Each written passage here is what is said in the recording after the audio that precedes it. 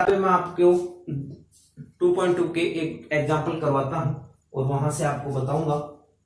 देखो यार 3 डिग्री का जो पॉलिनोमियल दे रखा है उसका एग्जांपल नंबर 5 दे रखा है, उसमें स्टार लगा रखा है और उसको कहा है कि ये ऑप्शनल है। उसके अलावा मैं कोई क्वेश्चन करवा देता हूं आपको।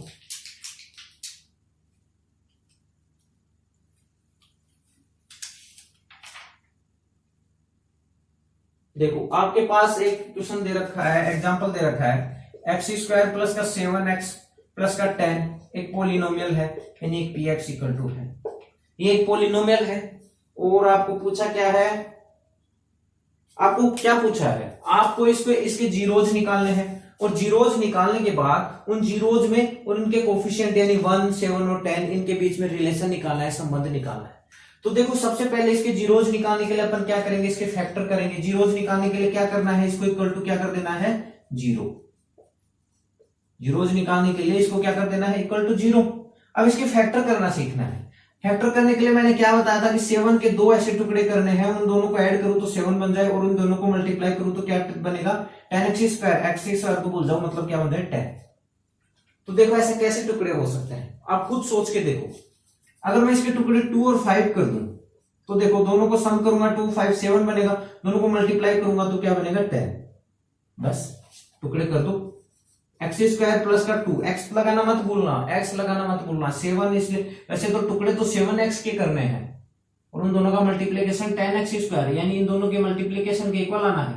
लेकिन वो x और x² इसलिए हटाने के लिए बोला है तो कि आपको आसान हो। तो देखो ये क्या हो गया 2x प्लस का 5x प्लस का 10। देखो 2x प्लस 5x 7x होता है, 2x इंटू 5x कितना होता है 10x², सही है। अब देखो इन दोनों से मैं x कॉमन ले लूंगा तो क्या बन जाएगा x इंटू x प्लस 2। यहां से मैं 5 कॉमन ले सकता हूं इन दोनों से, तो क्या बनेगा 5 प्लस x प्लस 2। यहां भी x प्लस 2 है, यहां भी x प्लस 2 है, तो दोनों से x प्लस 2 कॉमन ले सकता हूं।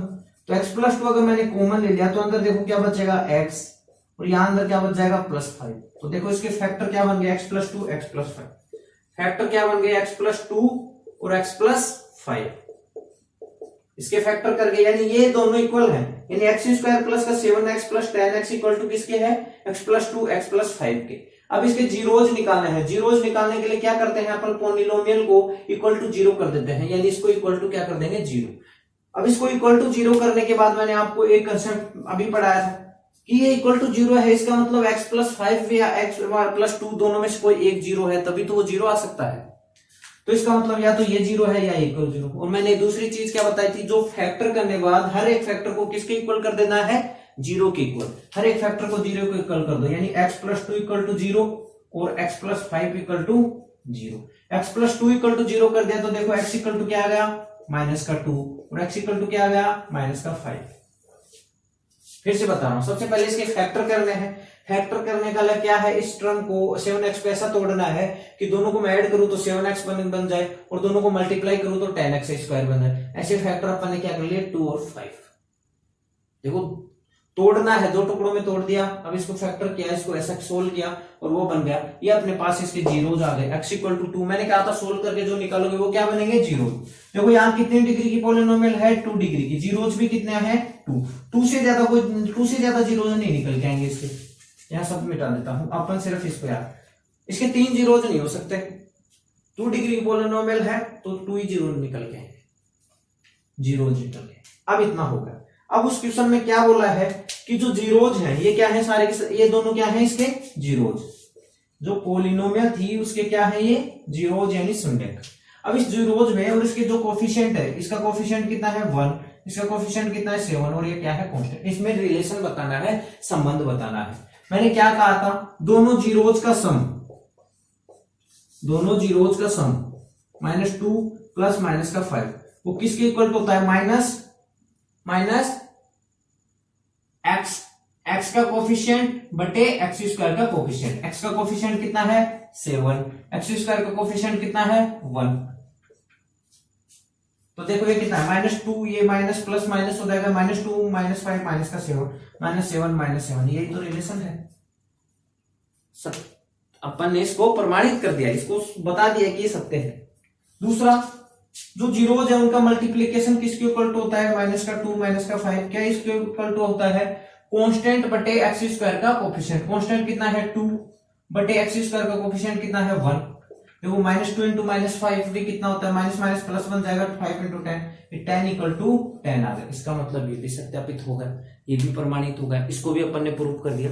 बस यही उस एग्जाम्पल में दे रखा था आपको कि क्या करना है।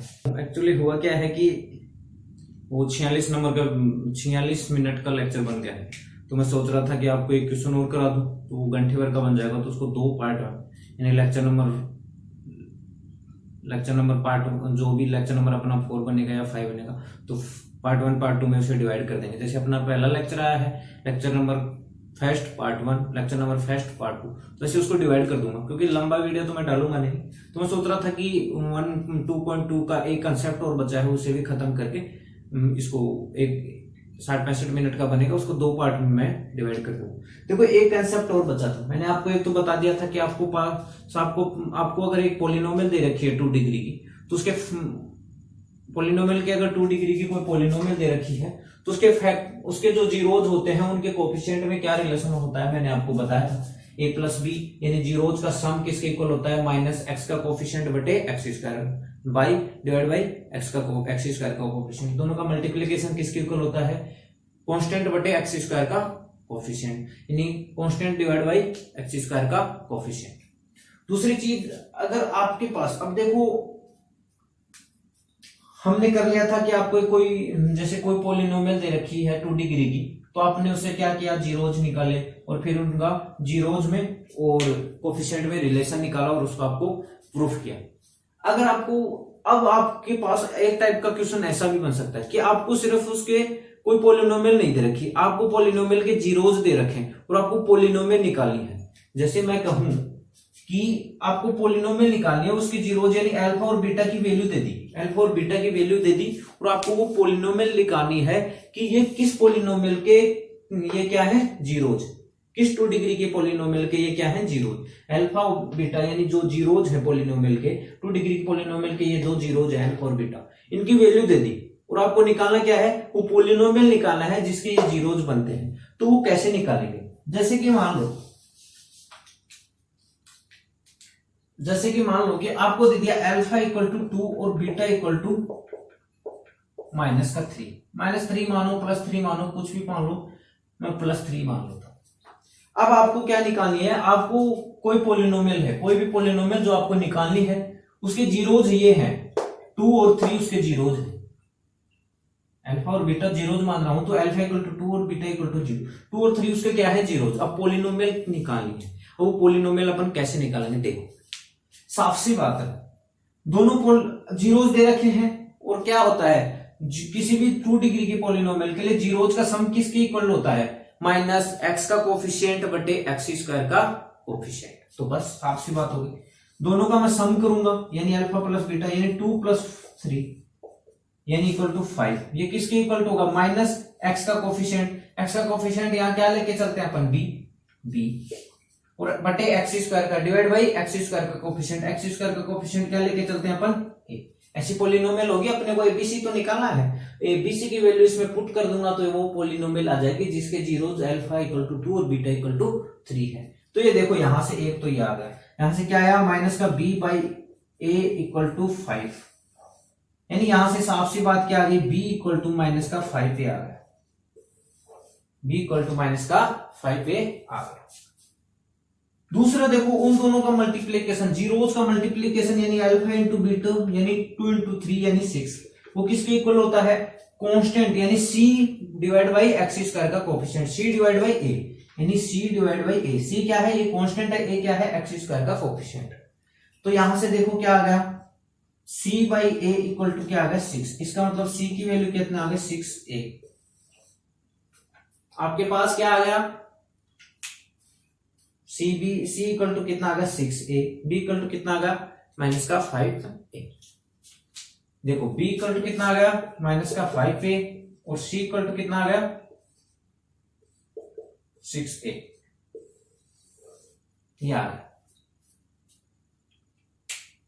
ठीक है, आपके पास b इक्वल टू माइनस का 5a आ गया, c इक्वल टू कितना आ गया, 6a, ये निकल के आ गया। अब आपको देख, अब यहां से आप सीधा सा, अब आपको क्या चाहिए था, ए और बी, ए बी सी की वैल्यू तो चाहिए थी, एबीसी की वैल्यू ही तो आपको चाहिए थी, एबीसी की वैल्यू मिल जाएगी तो वो पॉलिनोमियल आ जाएगा जिसके जीरोज क्या है 2 और 3, वो आप चेक कर लेना। जो वो पॉलिनोमियल आपके पास निकल के आएगी, अगर उसमें x की जगह 2 रखूंगा तो वो इक्वल टू किसके आना चाहिए 0, उसमें x की जगह 3 रखूंगा तो भी वो इक्वल टू किसके आना चाहिए जीरोज, तो वो उसके जीरोज बन जाएंगे।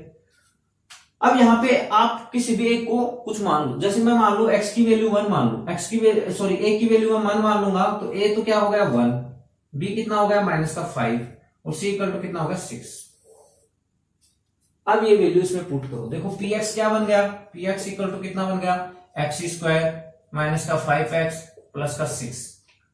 अब आप निकाल के देखो इसके जो जीरोज होंगे यही होंगे। जीरोज कैसे चेक करेंगे, अब एल ये जीरो है, ये अगर इस पोलिनोमियल का जीरोज है तो इसको इसमें रखने पर जीरो आना चाहिए, तो देखो रखो 2 का स्क्वायर माइनस का 5 इंटू 2 प्लस का 6, तो 2 का स्क्वायर कितना होगा 4, 2 का स्क्वायर कितना होगा 4, इसको यहीं सोल्व कर देता हूं मैं, तो देखो 2 का स्क्वायर कितना होगा 4, ये प्लस का 4 है, ये प्लस का 6 है, 6 प्लस 4 कितना होगा 10 और 5 इंटू 2 कितना होगा माइनस का 10, ये जीरो आ गया, इसका मतलब 2 इसका जीरोज है। अब 3 को इसका जीरो चेक करने के लिए क्या करेंगे, 3 का स्क्वायर थोड़ा ऊपर कर लेता हूं, 3 का स्क्वायर माइनस का 5 इंटू 3 प्लस का 6, देखो ये 3 का स्क्वायर कितना होता है 9, 9 प्लस 6 15 और माइनस का भी कितना है 15 यानी जीरो, इसका मतलब 3 भी इसका जीरो है, इसका मतलब ये उसकी 2 डिग्री की पोलिनोमियल। अब ऐसा नहीं है कि यही एक ऐसी पोलिनोमियल होगी जिसके जीरोस 2 और 3 होंगे। अगर मैं यहाँ a की वैल्यू 2 रख दूं, a की वैल्यू 2 रख दूं, a की वैल्यू 2 रख दूं तो b कितना आएगा देखो माइनस का 10 और c कितना आएगा 12। अब ये b, अब इनकी वैल्यू रख दो, ये 2 हो गया, ये कितना हो जाएगा माइनस का 10x, ये कितना होगा 12।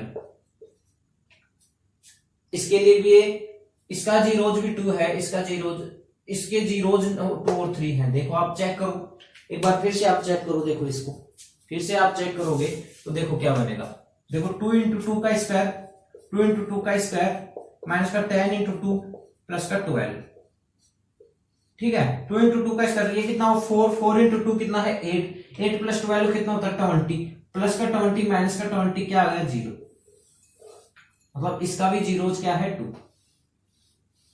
3 रख के देखो आप, 2 इंटू 3 का स्क्वायर माइनस का 10 इंटू 3 प्लस का 12, देखो 3 का स्क्वायर कितना होता है 9, 9 इंटू 2 18, 18 प्लस 12 30 प्लस का 30 माइनस का 30, ये भी क्या है 0, यानी इसके भी जीरोज ये है। तो आप ऐसे कितनी भी पॉलिनोमियल बना सकते हैं, आपको सिर्फ a की वैल्यू लेनी है और उसके हिसाब से b और c की वैल्यू आ जाएगी, उन सब पॉलिनोमियल के जीरोज होंगे 2 और 3। तो आपको पता लगा कि अपने को अगर जीरोज दे रखे हैं किसी पॉलिनोमियल के, अपने को जीरोज दे दिए और वो पॉलिनोमियल निकालनी हो तो कैसे निकालते हैं, जीरोज दे दिया, अब जीरोज का सम किसके इक्वल होता है माइनस एक्स का कोफिशिएंट बटे एक्स स्क्वायर का कोफिशिएंट माइनस एक्स का कोफिशिएंट बटे एक्स स्क्वायर से यहां से b इक्वल टू क्या आएगा माइनस का 5, उन दोनों का मल्टीप्लीकेशन किसके इक्वल होता है कांस्टेंट बटे constant divide by x square का कोफिशिएंट, कांस्टेंट कितना है c, एक्स स्क्वायर का कोफिशिएंट क्या है a, यहां से अपने पास क्या आ गया c by a equal to 6 यानी c इक्वल टू क्या आ गया 6, b इक्वल टू -5 आ गया, c इक्वल टू 6a आ गया। अब a की कोई एक वैल्यू पुट कर दो, वो उसके क्या बन जाएंगे, a की वैल्यू पुट करते चलो आपके b और c की वैल्यू आ जाएगी और वो आपके पास पॉलिनोमियल आते जाएंगे। उन सब जितने भी पॉलिनोमियल बनेंगे सबके जीरोज क्या होंगे 2 और 3 होंगे। इसके अलावा देखो कुछ और एग्जांपल मैं दे देता हूं आपको, अगर आपकी किताब में ऐसा कुछ मिला तो।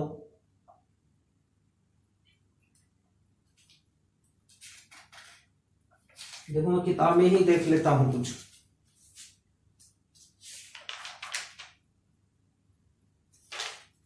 एग्जाम्पल नंबर देखो 4 देखना आपको, पेज नंबर 34 पे एग्जाम नंबर 4 में आपको ऐसा ही दिया गया है। एग्जाम नंबर 4 में क्या दिया गया है कि जो जीरोज है उनका सम तो कितना है माइनस का 3, जीरोज क्या है उनका सम तो क्या है माइनस का 3 और उनका मल्टीप्लीकेशन क्या है। अब जीरोज का सम -3 दिया गया है, जीरोज का सम अगर मैं मान लो जीरोज अल्फा बीटा थे तो मतलब अल्फा प्लस बीटा तो क्या दे दिया गया उसमें 3 और उन दोनों का मल्टीप्लीकेशन क्या दिया गया है अल्फा इंटू बीटा कितना दे दिया गया है, देखो सॉरी ये -3 दिया है, ये 2, ये -3 दिया है, ये माइनस का 2 और ये देने के बाद उसको क्या बता दिया है, तो इसका क्या निकालना है, पोलिनोमियल। तो देखो कैसा निकालेंगे, जीरोस का सम दे दिया -3 और जीरोस का मल्टीप्लीकेशन क्या दे दिया 2, और जीरोस का सम होता क्या है -x का कोफिशिएंट बटे x² का कोफिशिएंट, -x का कोफिशिएंट डिवाइड बाई x² का, -x का कोफिशिएंट अपन क्या लेके चलते हैं b, और x² का कोफिशिएंट क्या लेके चलते हैं अपन b। मल्टीप्लीकेशन क्या होता है, कांस्टेंट डिवाइड बाई x² का कोफिशिएंट, कांस्टेंट क्या है c और x² का डिवाइड, ये देखो ऐसा बन गया ना, b बाई a, माइनस का b by a equal to कितना होगा -3, और c by a equal to कितना होगा 2, कुछ ऐसा नहीं बन गया। तो यहां से कर लोगे मेरे हिसाब से, कर कैसे लोगे, देखो इनको एक तो ये करो, ये इक्वल टू बनाओ पहले, तो ये इक्वल टू ये है, ये इक्वल टू ये है। देखो दो जीरोस का सम क्या होता है, -x का कोफिशिएंट डिवाइड बाई x² का कोफिशिएंट। जीरोस का मल्टीप्लीकेशन क्या होता है, कांस्टेंट बटे x² का coefficient, constant divide by x² का कोफिशिएंट। तो यहां से क्या आ गया, माइनस का b by a equal to कितना आ गया -3, माइनस से माइनस कैंसिल हो गया, इसका मतलब यहाँ क्या आ गया, b इक्वल टू 3a, एक तो यह आ गया। दूसरा क्या आ गया, c by a equal to 2 है, यानी c by a equal to 2 है, इसका मतलब देखो क्या आ गया, c equal to 2a, c equal to देखो b इक्वल टू 3a आया है, c इक्वल टू 2a आया है। अब a की वैल्यू पुट करते चलो, c a 1 करूंगा तो c 2 आ जाएगा, b 3 आ जाएगा, तो a की भी वैल्यू आ गई, b की भी, c की भी, वो पोलिनोमियल बन जाएगा आपके पास। ऐसे ही सोल्व करना है, ठीक है।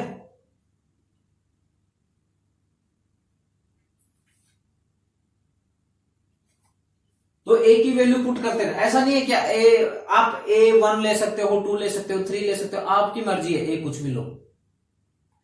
अब दिमाग में ये मत, हाँ आपकी मर्जी के हिसाब से मैं एक चीज और बता देता हूं, आपकी मर्जी ठीक है, a1 लो, 2 लो, 1/2 लो, लेकिन 0 मत लेना, क्योंकि अगर आपने a0 ले लिया तो ये 1 डिग्री की पोलिनोमियल बन जाएगी, ये 1 डिग्री की पोलिनोमियल बन जाएगी। जबकि अपन 1 डिग्री की पोलिनोमियल बन जाएगी तो उसके जीरोज कितने हो सकते हैं, मैक्सिमम 1 हो सकता है, 2 तो उसके जीरोज हो ही नहीं सकते।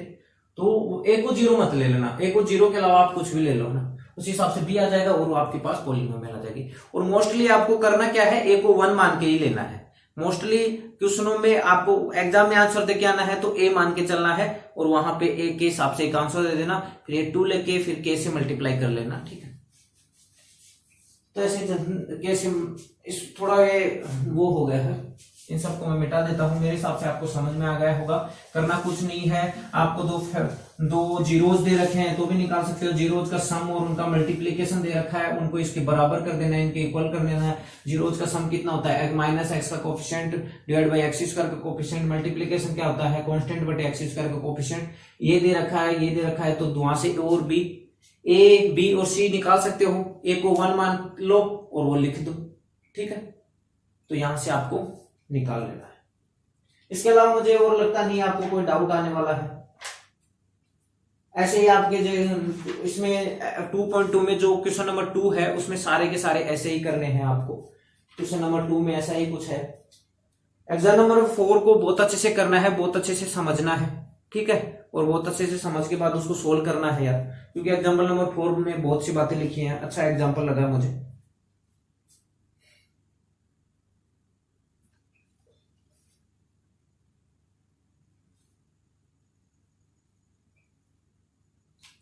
तो अब लेक्चर को मैं समाप्त करता हूं। अब इनको इस लेक्चर को मैं 2 टुकड़ों में डिवाइड करने वाला हूं, ठीक है। तो जय हिंद, जय भारत, मिलते हैं नेक्स्ट लेक्चर में।